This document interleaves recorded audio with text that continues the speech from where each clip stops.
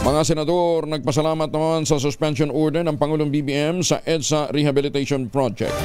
Detalye na balita mula kay Raymond Dedpa sa RH28. Raymond, good morning.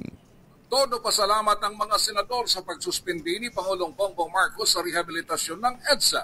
Ayon kay Senador J.V. Ejercito, mabuti at nakinig ang Pangulo sa hinaing ng marami sa ating mga kababayan dahil sa ngayon ay matindi ng dinaranas na paghirap ng mga commuters. Batay sa pag-aaral ng Japan International Cooperation Agency o JICA, ay 3.5 billion pesos ang nawawala sa ekonomiya ng bansa kada araw dahil sa trapiko at tataas pa ito sa 5.4 billion sa 2035. Kung si Senador JB ang masusunod, gusto nitong gawin ang EDSA rehabilitation kapag tapos na operational ang mga railway project gaya ng North-South Commuter Line at Metro Manila Subway System.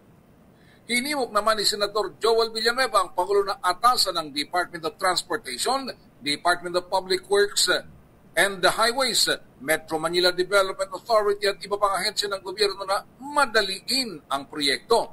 Sabi ni Villanueva, may mga advanced technologies na maaaring gamitin upang tumagal lamang ng 6 na buwan ang rehabilitasyon sa halip na 3 taon.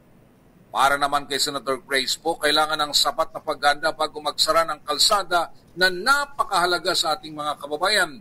Hinimok nitong mga ahensya ng pamahalaan na pag-aralan ng mungkayang gawin ito by phase at ang gawaan ay 24/7.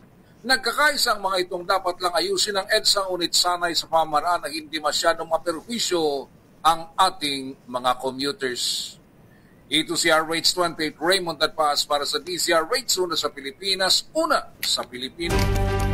Maraming salamat, Raymond.